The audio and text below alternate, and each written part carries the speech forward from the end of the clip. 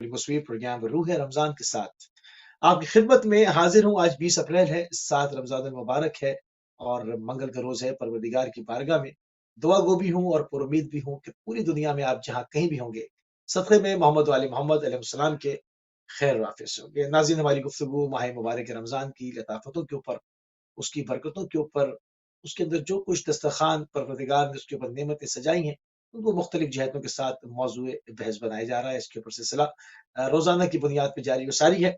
आज का हमारा मौज़ू जो है वो बहुत मुख्तलिफ है और बहुत ही अहम है कि माह मुबारक रमज़ान और सीरत अमीरुल मोमिनीन हज़रत अली इब्न अबी तालिब अलैहिस्सलाम। इसमें हम देखेंगे कि मौला अमीरुल मोमिनीन जो है वो माह मुबारक रमज़ान के हवाले से क्या कुछ फरमाते हैं, क्या कुछ मौला अमीरुल मोमिनीन के बारे में, उनकी इबादतों के बारे में, उनकी खुदा के साथ राज़ व नियाज़ के बारे में रसूल करीम सल्लल्लाहु अलैहि वसल्लम ने उनके मर्तबे और मुकाम के बारे में क्या कुछ फरमाया। इन तमाम चीज़ों को आज मौज़ूए सुख़न बनाएँगे और इसके ऊपर गुफ्तगू करने के लिए हमारे साथ मौजूद हैं हमारे 2 मेहमानान गिरामी और दोनों की शख्सियत यकीनन किसी तारुफ़ की मोहताज नहीं। हमारे साथ इंग्लैंड से मौजूद हैं हुज्जतुल इस्लाम वल मुस्लिमीन मौलाना सैयद मुसद्दिक़ तक़वी साहब और पाकिस्तान इस्लामाबाद से मौजूद हैं हुज्जतुल इस्लाम वल मुस्लिमीन सैयद रज़ा हुसैन ज़ैदी साहब। अपने दोनों मेहमानान गिरामी की खिदमत में सलाम अर्ज़ करेंगे और प्रोग्राम में खुशामदीद कहेंगे।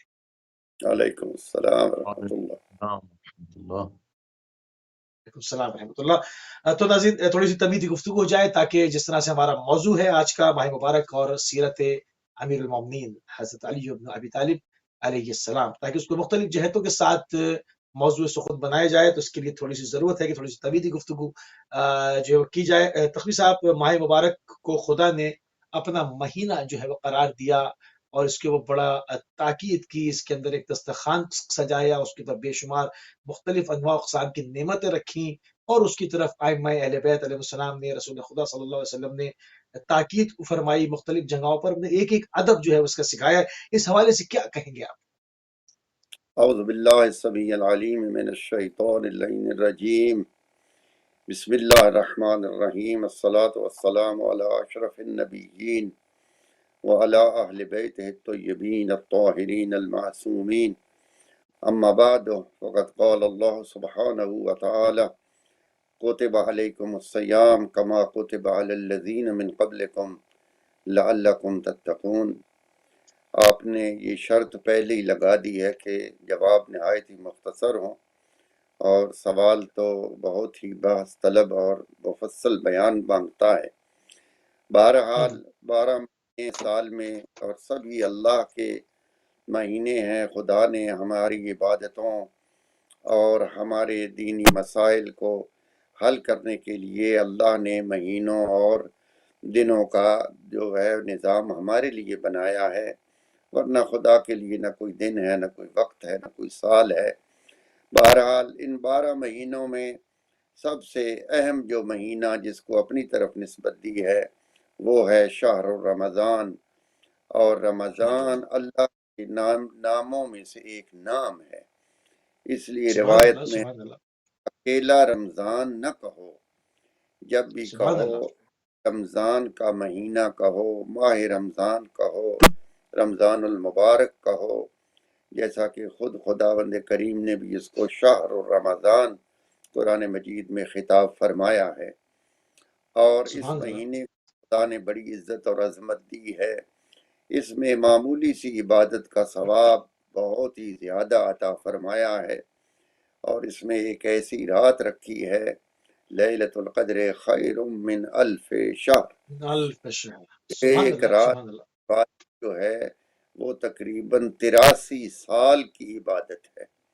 83 ईयर्स की का सवाब जो है, यानी गोया जिसने एक शबे कद्र में अल्लाह की इबादत की, गोया उसने 83 साल की उम्र के होते हुए सारी उम्र जो है वो अल्लाह की इबादत में गुजार दी है। तो जैसा कि मशहूर कौल है कि रहमत खुदा बहाना मी जो यद, तो खुदा बंदे करीम ने हमारे लिए बड़े बड़े बहाने बनाए हैं बख्शने के, हमारे गुनाहों को माफ़ करने के, हमें जहन्नम से बचाने के, हमें जन्नत में ले जाने के। अल्लाह ने इस कदर सहूलतें रखी हैं اور پھر خاص طور پر یہ ماہ مبارک کہ جس میں سونا عبادت ہے اور جس میں سانس لینا تسبیح ہے اور جس میں ایک آیت پڑھنے کا ثواب پورے ختم قرآن کا ثواب ہے، تو اس لیے اس مہینے کو خداوند کریم نے اپنا مہینہ قرار دیا ہے اور اس کی عبادت کو اس طرح بیان کیا ہے کہ فرمایا الصوم لی وانا اجزا سبحان بہی، اللہ، روزہ اللہ اکبر، میرے اللہ لیے ہے اور میں اس کی جزا دوں گا۔ حالانکہ نماز بھی اسی کے لیے ہے، حج بھی اسی کے لیے ہے، زکوٰۃ سبحان بھی اللہ، اسی کے سبحان لیے ہے، مگر یہ ایسی عبادت ہے کہ جس کے اندر کوئی بھی ایسی دکھاوے والی بات ممکن نہیں ہوتی۔ خالصتاً للہ، جس نے روزہ رکھا ہے وہ صرف اللہ کے سے رکھا ہوا ہے اور اس میں نہ کوئی وہ ظاہر چاہتا ہے نہ کوئی نمائی چاہتا ہے، اس لیے پروردگار نے فرمایا کہ اس کا اجر میں دوں گا اور اس لیے اس کو ماہ رمضان کو اپنا مہینہ قرار دیا۔ سبحان اللہ، سبحان اللہ قبلہ، بہت ہی عمدہ طریقے سے اس مہینے کے اوپر، اس شہر رمضان کے اوپر، اس کی برکتوں کے اوپر، اس کی فضیلتوں کے اوپر، اس کی مبارک ترین ساعتوں کے اوپر آپ نے جو ہے وہ گفتگو فرمائی۔ پروگرام کے ناظرین جو ہے وہ مزید تھوڑا سا آگے بڑھائیں گے اور اس کو جو ہے وہ مختلف جہتوں کے ساتھ اپنے موضوع کو دیکھیں گے۔ قبلہ ذہنی صاحب، خطبہ شعبانیہ پر کی طرف اگر نگاہ ڈالی جائے، کیونکہ ایک طولانی خطبہ رسول اللہ صلی اللہ علیہ وآلہ وسلم سے، اور راوی امیر المومنین ہے، اور اس کے اندر کیا کچھ موجود ہے قبلہ، اگر کچھ تھوڑے سے مختصر چونکہ وقت ہے اس میں، اگر اس کی طرف کچھ تھوڑی سی توجہ ہمارے نوجوانوں کی آپ مبذول فرمائیں۔ جی، بسم اللہ الرحمن الرحیم، الحمد للہ رب العالمین، والصلاة والسلام علی اشرف الانبیاء واہل بیتہ الطیبین الطاہرین، اما بعد۔ خطبہ شعبانیہ ایک کافی طولانی خطبہ ہے جو کہ امام رضا علیہ السلام سے نقل ہوا ہے، اور شیخ صدوق نے اس کو عیون الرضا میں نقل کیا ہے۔ انہوں نے اپنے آبائے طاہرین علیہ السلام سے نقل کرتے ہوئے امیر المؤمنین علیہ السلام سے یہ نقل کیا ہے خطبہ، کہ جس میں رمضان کے فضائل و مناقب سے لے کر 4 حصوں پر بات کی جاتی ہے۔ رسول خدا صلی اللہ علیہ وآلہ وسلم نے اس میں 4 جہات کھولی ہیں۔ ایک تو فضائل ماہ رمضان، دوسرا اعمال ماہ رمضان، تیسرا تقوی اور پرہیزگاری، اور چوتھا امیر المؤمنین علیہ السلام کا جو تعارف ہے وہ اس میں بیان ہوتا ہے۔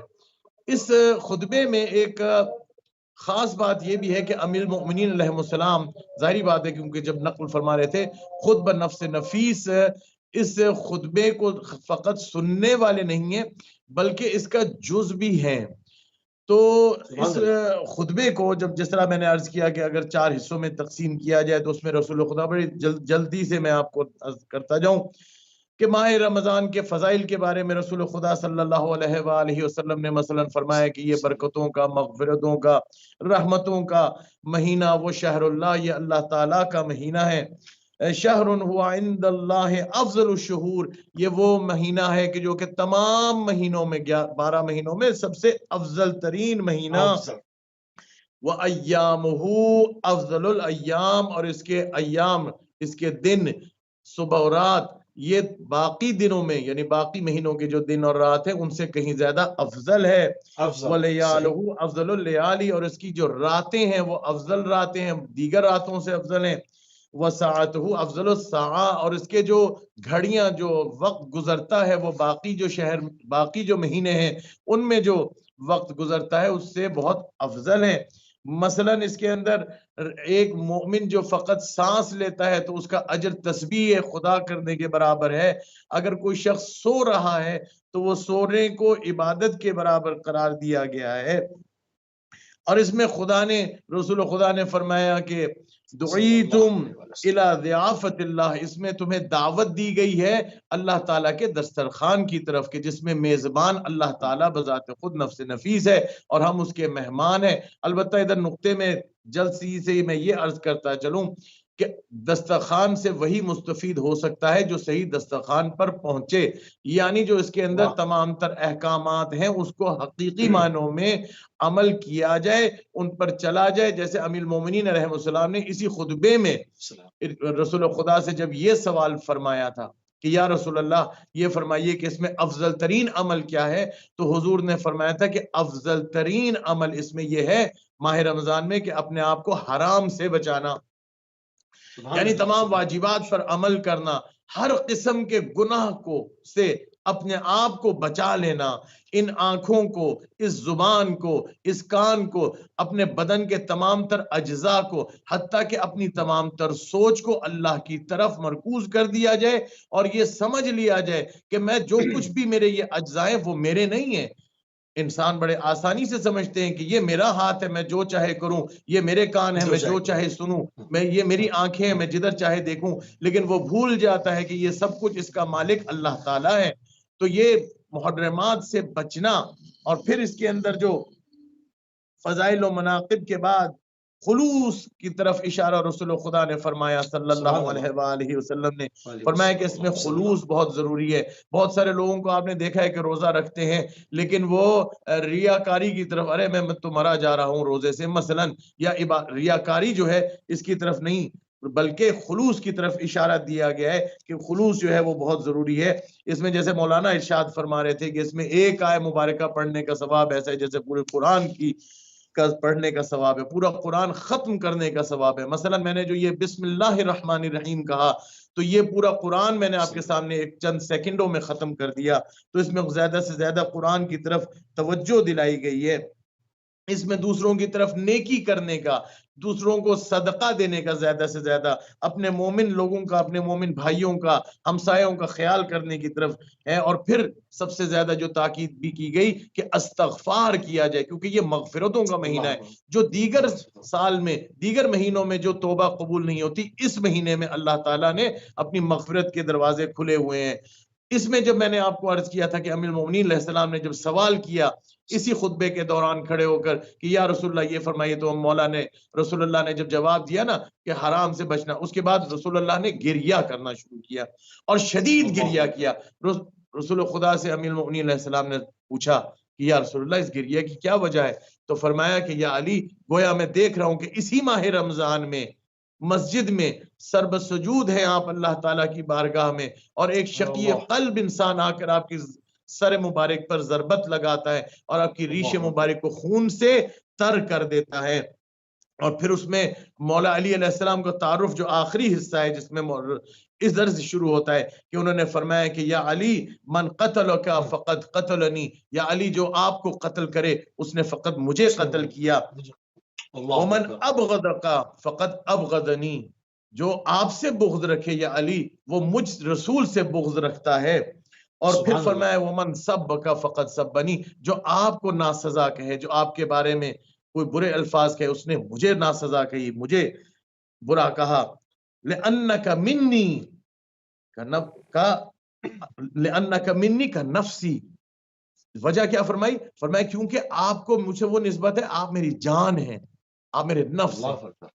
امیر المومنین علیہ السلام کے برابر روح کا من روحی، آپ کی روح میری روح ہے، میری روح ہے، سبحان اللہ۔ طینوں کا من طینی، اور آپ کی جو مٹی ہے وہ میری مٹی ہے۔ اور اس کے اندر پھر دیگر فضائل و مناقب مولا کے انہوں نے بیان فرمائے۔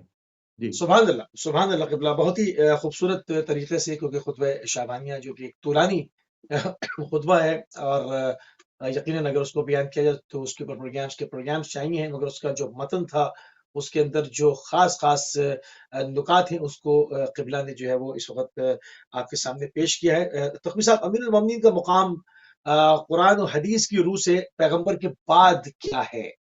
یعنی بعد از پیغمبر امیر المومنین کی جو شخصیت ہے اس کو قرآن حدیث نے کس طرح سے بیان کیا؟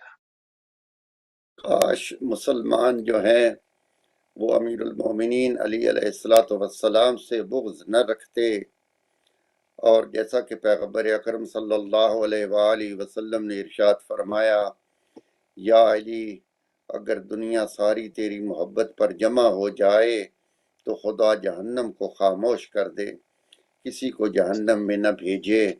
تو اسی طرح اگر بغض اور عداوت اہل بیت لوگوں کے دلوں میں نہ ہوتا اور امیر المومنین علیہ الصلوۃ والسلام کا وہ مقام جو قرآن مجید نے اور پیغمبر اکرم صلی اللہ علیہ وآلہ وسلم نے اپنے فرمودات میں ارشاد فرمایا ہے، تو ہر ایک یہ سمجھتا کہ پیغمبر صلی اللہ علیہ وآلہ وسلم کے بعد نہ کہ علی کے علاوہ کوئی خلافت کا حقدار ہے، نہ علی کے علاوہ کوئی امامت کا حقدار ہے، اور علی علیہ السلام ہی وہ شخصیت ہیں جو صحیح طور پر پیغمبر اکرم کے جانشین ہو سکتے ہیں اور آپ کے مقام عظمت بیٹھ سکتے ہیں۔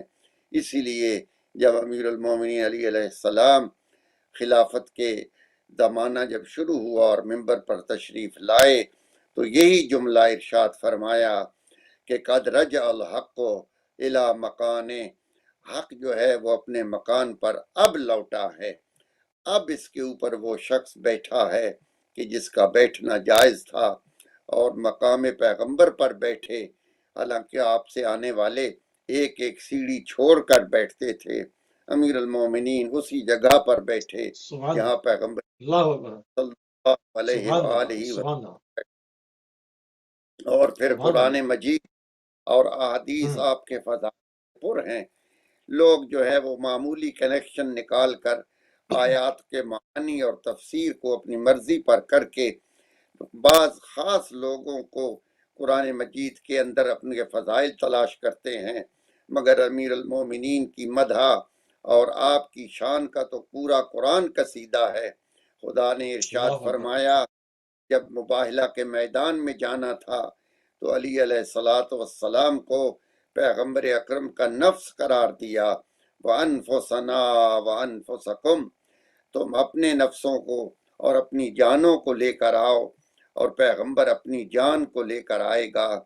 آج دنیا کس طرح یہ کہتی ہے کہ صحابہ کے اندر مقام کو تلاش کر کے نمبر لگائیں گے کہ علی کا کون سا نمبر ہے، جو نفس سے پیغمبر ہو، جو ہو بہو پیغمبر ہو، اور پیغمبر کے بعد جس کی شان سب سے بلند ہو، اس کے لیے درجہ بندی کیسے ہو سکتی ہے؟ پیغمبر اکرم صلی اللہ علیہ وآلہ وسلم نے کتنے مواقع پر صلی اللہ دنیا کو سمجھایا، 2 مرتبہ مسلمانوں کے درمیان رشتہ اخوت کو قرار دیا، ایک مرتبہ مکہ میں، ایک دفعہ مدینہ میں، اور دونوں دفعہ حضور صلی اللہ علیہ وسلم نے مختلف صحابہ کو اور پھر انصار اور مہاجرین کو ایک دوسرے کا بھائی بنایا، اور آخر میں فرمایا یا علی انت اخی فی الدنیا والآخرہ، اے علی تو کسی اور کا بھائی نہیں ہو سکتا، تو میرا بھائی ہے، اور نہ صرف اس زمانے میں بلکہ آخرت میں بھی تو میرا بھائی ہے۔ اور پھر سبحان اللہ، سبحان خدا کریم نے آپ کی ولایت کا جب اعلان کیا، مسجد النبی میں آپ کی انگشتر جو ہے اس کو زکوٰۃ دے کر نماز کے ساتھ زکوٰۃ کو جوڑ دیا، حالانکہ یہ دونوں ایسے افعال ہیں کہ نماز کا تعلق جو ہے وہ جسمانی اعمال سے ہے، رکوع ہے، سجدہ ہے، نیت ہے، زکوٰۃ کا تعلق مال سے ہے۔ خداوند کریم نے جب بھی زکوٰۃ کا ذکر کیا ہے تو یہی کہا ہے کہ اقیم الصلاۃ وآتوا الزکوٰۃ، نماز پڑھو اور زکوٰۃ دو، نماز پڑھو اور زکوٰۃ دو۔ یہ میرے مولا کا کام ہے کہ جس نے اس کا مصداق بن کر دکھایا اور نماز کو زکوٰۃ کے ساتھ ملا دیا، اور دوران نماز بھی ادا ہو رہی ہے اور زکوٰۃ بھی ادا ہو رہی ہے، اور یہ اللہ کو پسند آیا کہ فوراً جبرائیل آئے اور آ کر کہا انما ولیکم اللہ ورسولہ والذین آمنوا الذین یقیمون الصلاۃ ویؤتون الزکاۃ وہم راکعون۔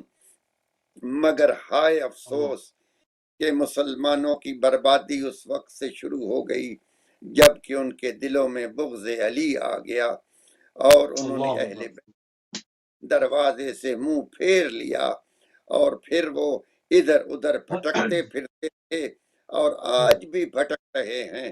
اہل بیت سے نہ دین لیا، اہل بیت سے نہ فقہ لی، اہل بیت سے نہ قرآن لیا۔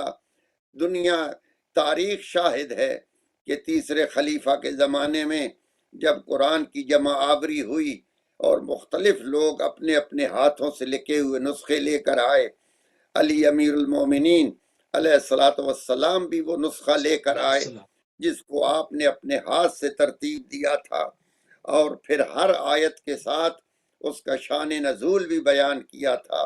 واللہ آج اگر وہ قرآن مسلمانوں کے ہاتھوں میں آ جاتا تو کسی تفسیر کی ضرورت نہیں تھی، کسی تشریح کی ضرورت نہیں تھی۔ یہاں میں یہ عرض کرتا چلوں، کوئی اس کو غلط معنی نہ پہنائے، یعنی اس سے یہ مراد نہیں ہے کہ علی علیہ السلام نے جو لکھا تھا وہ کوئی اور قرآن تھا۔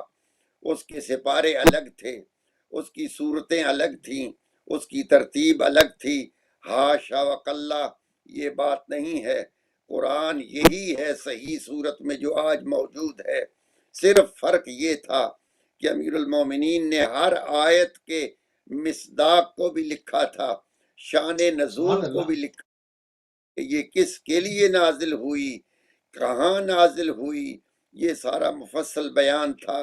مگر جس کو پیغمبر نے فرمایا تھا انا مدینۃ العلم وعلی بابها ومن العلم فلیات من الباب، اور جس کو کہا علی مع القرآن وقرآن مع علی، اس کے ہاتھ ہوئے نسخے کو قبول نہ کیا۔ یہ حالت ہے اور آج بھی بھٹکتے پھر رہے ہیں۔ خلافت خلافت خلافت، کون سی خلافت؟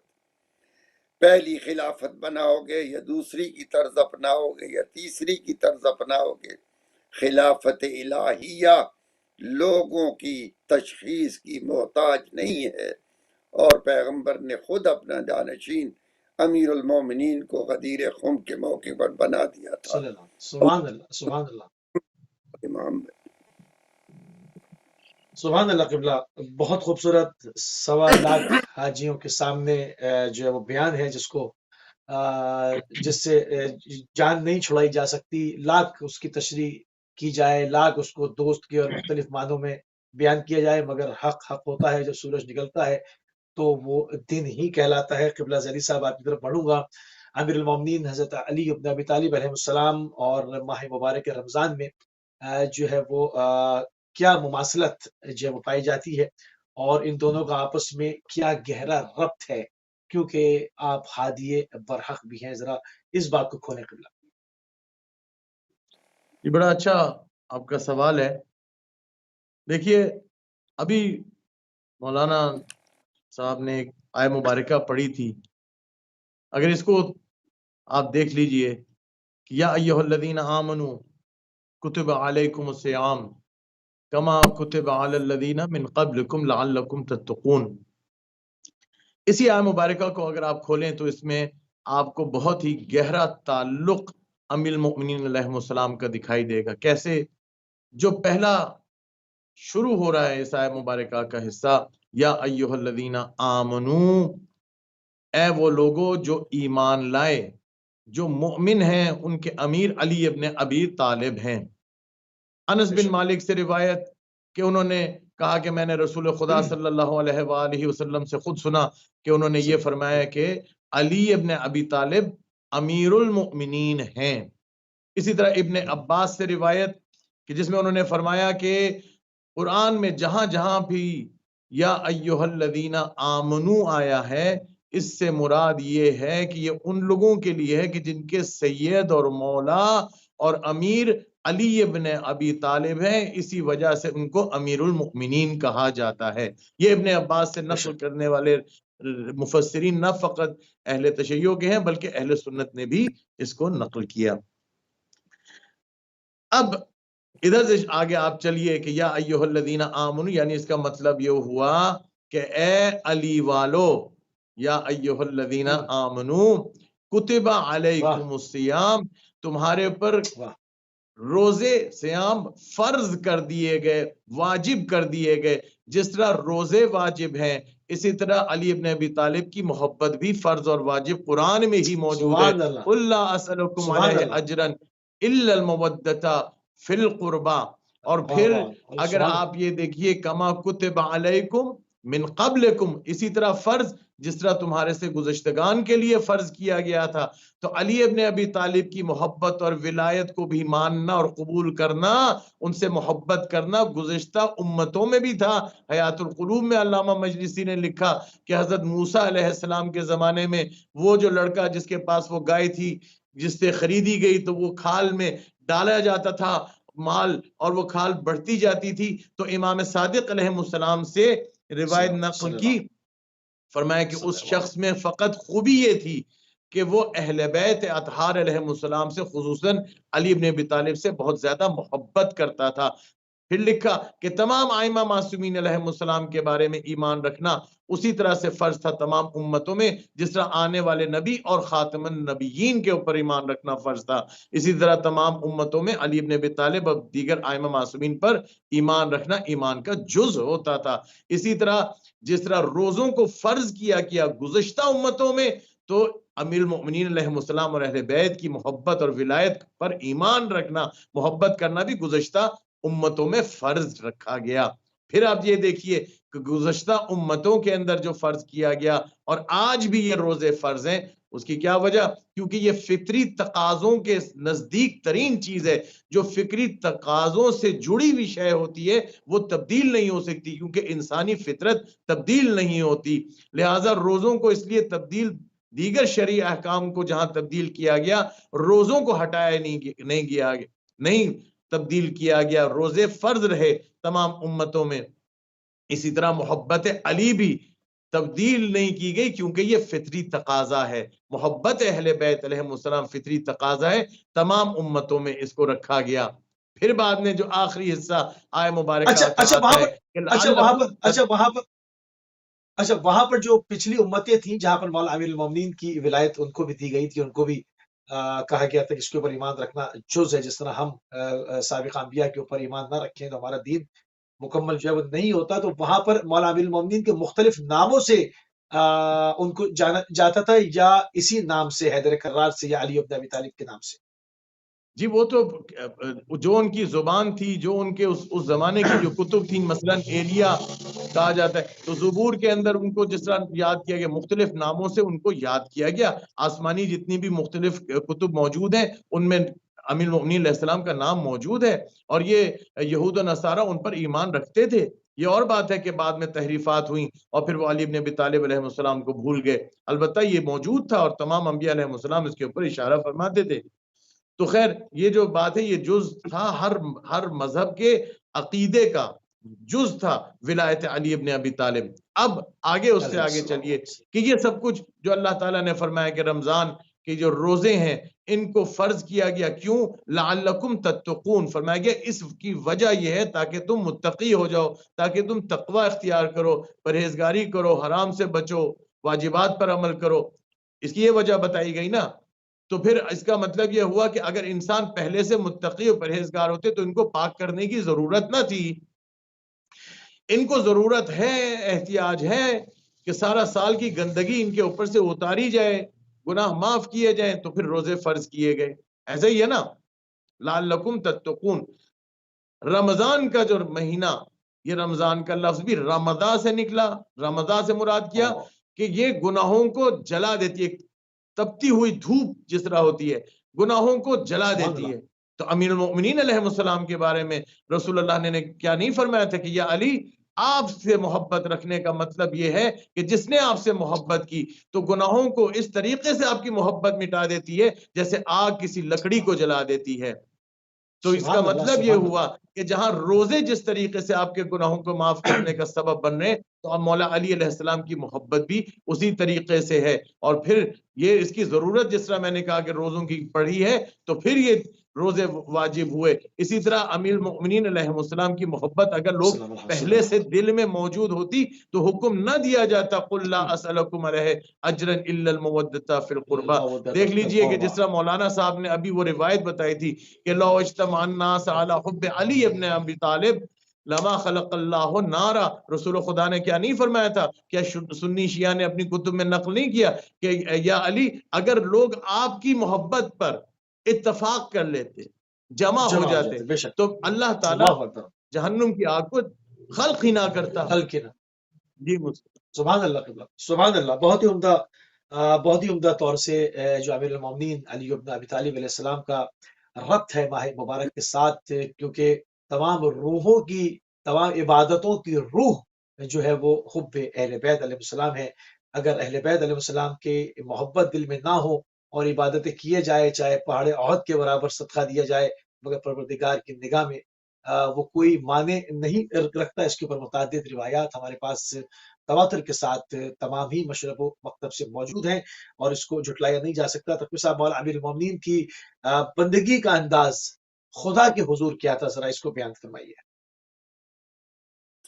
جی ہاں، عرض یہ کروں کہ دشمنوں نے تو بغض میں آ کر امیر المومنین کی شخصیت کو مسخ کرنے کی کوشش کی اور ان کے فضائل کو چھپایا، اور آپ کے جو خاص خطاب تھے وہ بھی دوسروں پر فٹ کرنے کی ناکام کوشش کی۔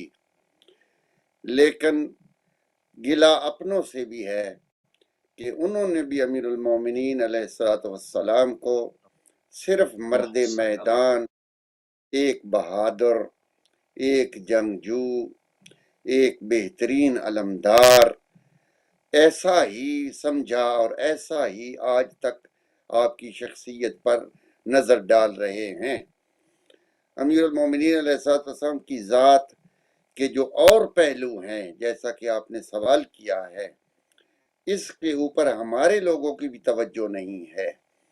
ہمارے ہاں بھی مجالس میں اور بیانوں میں یہ نہیں بتایا جاتا کہ امیر المومنین عبد خدا ہونے کی حیثیت سے کیسے تھے، اللہ اور ان کے درمیان تعلق کیسا تھا، وہ کس طرح خدا کی عبادت کرتے تھے، اور خدا کے حضور میں انہوں نے کیسی سادہ زندگی گزاری، اور دنیا سے لا تعلق کا جو علی علیہ السلام نے مظاہرہ کیا وہ یقیناً انبیاء میں سے بھی کوئی نہ کر سکا۔ تو یہ پہلو جو ہے یہ تشنہ بیان ہے، اور امیر المومنین کی شخصیت کو ہمارے سامنے مکمل طور پر ظاہر نہیں کرتے، اور اسی وجہ سے محبان امیر المومنین علیہ السلام چونکہ اس طرف متوجہ نہیں ہیں، اس لیے ان کی اصلاح بھی نہیں ہو رہی۔ وہ بھی اپنی زندگیوں کو امیر المومنین کے راستے پر ڈالنے سے قاصر ہیں، انہیں پتہ ہی نہیں ہے کہ علی علیہ السلام کے یہ جو کمال ہیں، کمال بندگی جو ہے وہ کس حد تک پہنچا ہوا تھا۔ یقیناً ائمہ علیہ السلام میں سے بھی کوئی اس مقام کو حاصل نہ کر سکا جو امیر المومنین علیہ السلام کا مقام تھا، اور یہ ان کی ذات کے ساتھ مخصوص تھا۔ ارشاد فرماتے ہیں کہ اے دنیا، میں نے تم سے 24 سال صرف جو کی 2 روٹیاں کھائی ہیں، 24 سال جو کی 2 روٹیاں اور کھدر کا پرانا لباس۔ اور جب ابن عباس نے آ کر کہا مولا آپ کی خلافت کا اعلان ہو گیا ہے، مبارک ہو، ہاتھ میں جوتی تھی جس کو گانٹھ رہے تھے، تو فرمایا ابن عباس اگر اس جوتی کو لے جا بازار میں اس کی کیا قیمت ہوگی؟ کہا مولا اس کے اوپر تو اب گانٹھ بھی نہیں لگ سکتی، اس کو کون خریدے گا؟ فرمایا علی کی نظر میں اس سارے جہان کی بادشاہی اور حکومت کی حیثیت اس جوتی سے بھی کم ہے۔ یہ تھے امیر المومنین علی علیہ السلام، اور عبادت کا کیا انداز ہے۔ امام زین العابدین علیہ السلام رات کو جب عبادت کرتے تھے، ضعیفی بھی تھی، بیماری بھی تھی، گریہ وزاری بھی تھی، تو ایک دن امام محمد باقر علیہ السلام نے کہا بابا جان آپ تھوڑا کم کھڑا ہوا کریں، نوافل میں تھوڑا کم وقت لگائیں، آپ کی طبیعت بہت ناساز ہے، مجھے آپ پر ترس آتا ہے۔ کہا بیٹا وہ اندر سے وہ صندوق سے نکال کر وہ رجسٹر لے آؤ جس میں میرے دادا علی علیہ السلام کی عبادتیں لکھی ہوئی ہیں۔ جب وہ رجسٹر لے کر آئے تو آپ نے کھول کر پڑھا تو آنکھوں سے آنسو ہائے نکلے اور کہا کون ہے، کس کی مجال ہے کہ وہ علی جیسی عبادت ہائے کر سکے، علی ہائے جیسی اللہ نمازیں اکبر، پڑھ، جو سید اللہ اکبر، العابدین تھے، جو زین العابدین تھے، وہ یہ کہیں کہ میری کیا مجال ہے۔ اور میں یہاں پر اس بات کو سمیٹتے ہوئے صرف یہی ہائے کہوں گا کہ ابن ابی درداء ایک مرتبہ بھاگتا ہوا آیا جناب سیدہ کے دروازے پر اور آ کر دستک دی اور کہا اے مادر حسنین میں ایک بہت بری خبر لایا ہوں۔ بی بی نے پوچھا خیر ہو، کیا ہوا؟ کہا میں نے مسجد میں علی علیہ السلام کو اس حالت میں دیکھا ہے کہ شاید ان کا انتقال ہو چکا ہے، ان کی سانس بھی محسوس نہیں ہو رہی تھی اور بدن میں کوئی حرکت بھی نہیں تھی، تو میں بھاگ کر آپ کو اطلاع دینے کے لیے آیا ہوں۔ بی بی نے ارشاد فرمایا اے ابن ابی درداء تم نے ابو الحسن کو کس حالت میں دیکھا تھا؟ کہا وہ ہائے سجدے میں تھے اور سجدے میں اس قدر رو رہے تھے، اس قدر رو رہے تھے کہ اچانک آپ زمین پر بچھ گئے اور آپ کی آواز بند ہو گئی، جسم میں اللہ حرکت نہ رہی، اور میں قریب گیا تو مجھے محسوس ہوا کہ شاید زندہ بھی نہیں ہے، تو میں دوڑتا ہوا آپ کو خبر دینے آیا ہوں۔ شہزادی نے فرمایا اے ابن ابی درداء تو نے علی کو آج پہلی مرتبہ ایسے دیکھا ہے، ہائے میں تو ہر رات اللہ علی کی یہ کیفیت دیکھتی ہوں۔ اے علی کے سبحان ماننے اللہ، والو، اے مولا کے حبدارو، کبھی اپنے مولا کی اس پہلو پر بھی نظر کیا کرو، عبادات کو بھی دیکھا کرو کہ خدا کے سبحان حضور اللہ، میں کس طرح عاجزی کے ساتھ علی پیش ہوتے تھے۔ اور یہ سبحان اللہ، خانوادہ سبحان ہی اللہ، ایسا ہے، یہ گھرانہ ہی جزاک اللہ، ایسا ہے، یہی سبحان امیر اللہ، سبحان المومنین اور انہی کے صلی بیٹے اللہ، حسین ہیں جن کے کانوں میں یتیم عورتوں کی اور یتیم بیوہ عورتوں اور یتیم بچوں کی آوازیں آ رہی تھیں، اور سامنے 72 لاشا پڑا ہوا تھا اور فرما رہے تھے رضن بقضائہی و تسلیما لامرہی، اے سبحان پروردگار اللہ، میں تیری رضا پہ راضی ہوں، میری قربانیوں کو قبول اللہ کر لے۔ اہل بیت اللہ سے محبت واجب اور فرض ہے، مگر اللہ اہل اللہ بیت صلی کی اللہ، زندگیوں کو بھی انہوں نے کیا ہمارے لیے نقش قدم چھوڑے ہیں اور ان پر ہمیں چلنے کی کتنی تاکید کی ہے۔ سبحان اللہ، خدا ہمیں ان کی معرفت اور ان کے اقوال پر اور اعمال پر چلنے کی توفیق عطا فرمائے۔ عنایت فرمائے، سبحان اللہ قبلہ، سبحان اللہ۔ بالکل جو ہے وہ پروگرام اپنے آخری اوائل کے اندر جو ہے وہ داخل ہو رہا ہے اور ہمارے پاس تقریباً 6-7 منٹ مزید ہیں۔ زہری صاحب اتنے فضائل اور مراتب اور مناقب امیر المومنین حضرت علی بن ابی طالب السلام کی، وہ بھی لسان صادق نبی کریم صلی اللہ علیہ وآلہ وسلم سے زیادہ سچی زبان اس کائنات کے اندر خلقی نہ ہوئی، ان سے اتنے فضائل و مناقب بیان ہوئے، تو کیا وجہ ہے کہ وہ لوگ جو کہ بزم خود کلمہ گو بھی اپنے کو کہتے ہیں اور مخالفت امیر المومنین پہ بھی کمر بستہ نظر آتے ہیں، یہ کیا وجہ ہے؟ قبلہ یہ جو مولا علی علیہ السلام کے مخالف آپ کو ماضی میں بھی دکھائی دیے اور آج بھی دکھائی دیتے ہیں، اس کے دو ہی وجوہات ہو سکتی ہیں۔ ایک تو یہ کہ رسول خدا صلی اللہ علیہ وآلہ وسلم نے فرما دیا تھا کہ یا علی لا یحبک الا مؤمن ولا یغبضک الا منافق، تو یہ وہ لوگ ہیں، یا علی آپ سے محبت بس وہی کرے گا جو مومن ہوگا، اور آپ سے بغض اور نفرت اور کینہ فقط وہی رکھے گا جو کہ منافق ہوگا۔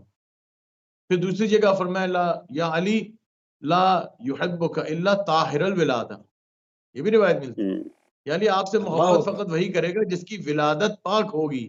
پھر فرمایا کہ پاک ہوگی، یا اللہ علی اگر آپ کی محبت کسی میں ہو تو اس شخص کو چاہیے کہ اپنی ماں کا شکر ادا کرے۔ یہ تمام تر روایات کیا بتاتی ہیں کہ وہ مجبور ہے اپنے خون سے بغض علی کرنے کے لیے۔ آپ مجھے بتائیں 1400 سال گزر چکے ہیں، 1300 سال 1400 سال کے بعد اگر کوئی شخص امیر المؤمنین علیہ السلام کے خلاف ہوتا ہے، اس کے کون سے باپ دادا کو اسلامی جنگ میں قتل کیا مولا علی نے، تمہاری کیا رشتہ، کیا دشمنی ان سے کہ تم بغض رکھتے ہو؟ آج کے زمانے کا میں آپ کو بتاؤں کہ ایک وہ 92 نیوز کا ایک اخبار نکلتا ہے پاکستان سے، اس میں ایک صاحب نے، منافق نے بلکہ کہنا چاہیے، ایک منافق نے امیر المومنین علیہ السلام، نجی کسی کا وہ نہ لیں نام، نجی چینل کہتے ہیں، جی ہاں ہماری یہاں پالیسی نجی چینل کا ایک نجی جی چینل کا ایک اخبار ہے، اس میں اس نے لکھا کہ جی امام المومنین علیہ السلام کے بارے میں ایک روایت لکھی اور کہا کہ جی یہ صحیح ترمذی کی روایت ہے۔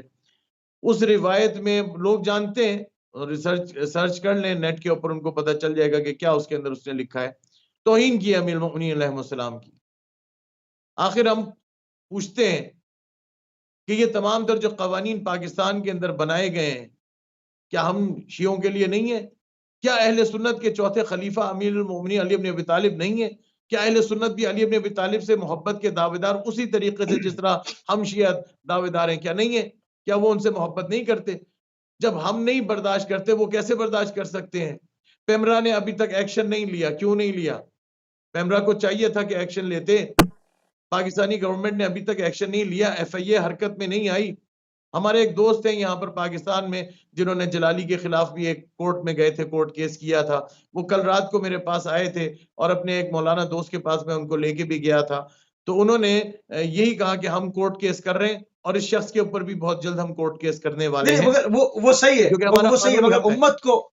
امت کو بیدار ہونا چاہیے۔ جب روایات شیعہ و سنی دونوں کے مکتب میں ہے کہ رسول اللہ صلی اللہ علیہ وسلم فرما رہے ہیں کہ جس نے علی کے اوپر سب کی اس نے مجھ پہ سب کی، جس نے علی سے بغض رکھا اس نے مجھ پہ بغض رکھا، تو یہ تو توہین رسالت کا پرچہ ہے۔ تو اس میں ایک آدمی کا انفرادی فعل، خدا رحمت کرے اس کے اوپر خدا، مگر یہ تو پوری امت کو کھڑا ہونا چاہیے، یہ تو امت کا مسئلہ ہے، امت کو رسول غافل ہے۔ مولا علی، جان رسول مولا علی، خود جس طرح آپ نے فرمانے کہ رسول خدا نے فرمایا، ابھی میں نے وہ روایت بھی پڑھی تھی کہ من سبک فقط سبنی، جس نے آپ کو ناسزا کہا اس نے مجھے ناسزا کہا، یہ توہین رسالت کا پرچہ بھی اس کے اوپر بنتا ہے۔ اور یہ جو صحیح ترمذی کی روایت ہے، یہ صحیح ترمذی کی روایت، میرے ایک دوست ہیں مولانا آفتاب جوادی صاحب، انہوں نے ایک کتابچہ بھی شائع کیا تھا کہ جب ڈاکٹر اسرار الحق نے یہ بکواس پہلے کی تھی تو اس کے رد میں انہوں نے چھاپا تھا، اس میں انہوں نے ثابت کیا ہے کہ سلسلہ روایت میں ایک شخص جو راوی ہے وہ ناسبی ہے، اس کی ناسبیت کو ثابت کیا ہے۔ جب اس کی ناسبیت آپ پر ثابت ہو جاتی ہے، پھر آپ اس روایت کو اٹھا کے بار بار لے آتے ہیں، کبھی ڈاکٹر اسرار اٹھا کے لے آتا ہے، کبھی دوسرا کوئی تیسرا اٹھا کے لاتا ہے۔ ہم نے تو آج تک وہ روایات ایسی جن کو آپ معتبر سمجھتے ہیں، جو اہل سنت کے نزدیک معتبر ترین روایات ہیں کہ جس کے اندر ایسے نقطے نکلتے ہیں، کیا ہم وہ لے کے آئیں پھر سامنے؟ ہمیں بھی پھر حق پہنچتا ہے، مگر یہ کہ آپ ان کی زبان بندی کیجئے، آپ ان کو روکیں۔ اور جہاں تک آپ اسرار صاحب کی بات کر رہے ہیں تو انہوں نے بھی ٹی وی پر بیٹھ کر معذرت کی تھی، کیونکہ روایت کے اندر جھول ہے، یہ نہیں کوئی ضعیف روایت جو ہے وہ بہت سارے پیش کر نقطے دیا بول دیتے ہیں، قبلہ ہم بھی پھر نقطے بول دیتے ہیں۔ آپ اہل سنت کی کتب سے دکھاتے ہیں کہ محدثین نے یہ لکھا ہے، جن کو محدثین معتبر مان رہے ہیں وہ آپ کو دکھا دیتے ہیں، ہم بھی معافی مانگ لیں گے۔ جن کو آپ ضعیف سمجھتے ہیں روایت، وہ آپ اٹھا کے لے آتے ہیں اور آپ بولنا شروع کر دیتے ہیں۔ قانونی اعتبار سے جو بھیڑ چال کا یہ ماحول ہے، اس کو کنٹرول کرنا چاہیے۔ اسلامی جمہوریہ ہے، ایک احترام ہونا چاہیے، تمام مذاہب کے درمیان ایک مطلب ایک ہم آہنگی ہونی چاہیے۔ تو اتحاد بین المسلمین ضروری ہے، لیکن اس کا مطلب یہ نہیں کہ ایسے ایسے اشخاص جب کھڑے ہوں تو آپ ان کے خلاف نوٹس نہ لیں۔ اتنے دن ہو گئے، حکومت نے کیا نوٹس لیا؟ اب تک کوئی نوٹس کیوں نہیں لیا گیا؟ میں تو یہی عرض کر رہا ہوں، کوئی ہماری طرف سے شر پھیلا رہا ہو، آپ اس کی زبان بندی کیجئے۔ ہم نہیں سپورٹ کرتے ایسے شخص کو، اگر وہ ذاکر ہے یا مولوی ہے یا کوئی بھی ہے، اگر شر پھیلائے ہم کہتے ہیں اس کی زبان بندی کریں ہم۔ اسی طرح سے دوسری طرف سے اگر کوئی ہو رہا ہے آپ اس کی زبان بندی کیوں نہیں کرتے؟ ہم تو یہ کہتے ہیں آپ زبان بندی، کوئی بھی شر پھیلائے اس کی زبان بندی کریں۔ ہاں، کیونکہ مولا ابی المومنین کی توہین رسالت ہے، حدیث کی روشنی سے بے شک یہ توہین رسالت ہے قبلہ، توہین رسالت ہے، توہین اہل بیت ہے، توہین مولا علی ہے، یہ توہین کی گئی ہے۔ آخر کیوں ہوتی ہے یہ توہین؟ کبھی جلالی کی صورت میں، کبھی ڈاکٹر اسرار کی صورت میں، کبھی کسی کی صورت میں، آخر کوئی کیوں ان کو سزا نہیں دیتا؟ ہمیں تو سمجھ نہیں آتی کہ گورنمنٹ کیوں ایکشن نہیں لیتی. آپ کے چینل کی وسادت سے میں کہتا ہوں کہ گورنمنٹ کو فوراً چاہیے کہ وہ ایکشن لے ایسے لوگوں کے خلاف تاکہ ان کو عبرتناک سزا دی جائے. مزید اصل میں سے کوئی ایسا دیکھا یہ گیا ہے کہ جب بھی مقدس مہینے آتے ہیں، ماہ مبارک ہو یا محرم الحرام ہو، جان کے فتنہ انگیزی کی جاتی ہے، کیونکہ ایک بڑا خوبصورت ایک دسترخوان بچھا ہوتا ہے مختلف ٹی ویز کے اوپر، اس پہ سب شیعہ و سنی سب بیٹھ کر اتحاد کی بات کر رہے ہوتے ہیں، تو کوئی نہ کوئی ایک آدھ بیچ میں فتنہ چھوڑا جاتا ہے تاکہ اس تمام جو ایک روحانی ماحول ہے اس کو سبوتاج کیا جائے. بہرحال ہمارا ٹائم ختم ہو گیا. انتہائی کہ باہر سے مشکور پیسے آتے ہوں، ملک دشمن عناصر پیسے دیتے ہوں کہ آپ یہ کام کریں، جو بھی ہے آپ روکیں اس ماہ کو. رمضان سے شروعات کریں، محرم تک جائیں اور پھر یہ تیاری کریں. باہر کے لوگ پیسے دیتے ہوں گے، انڈیا ہے بالکل ٹھیک. مطلب دوسرے ممالک وغیرہ جو بھی ہیں پیسے جو بھی دیتے ہوں. کرتے ہوں حکومت کا کام ہے وہ روکنا، اس کو معلوم کرنا. حکومت کا بہرحال خیر ہمارا جی ہاں. کام ہے آواز اٹھانا اس کے اوپر.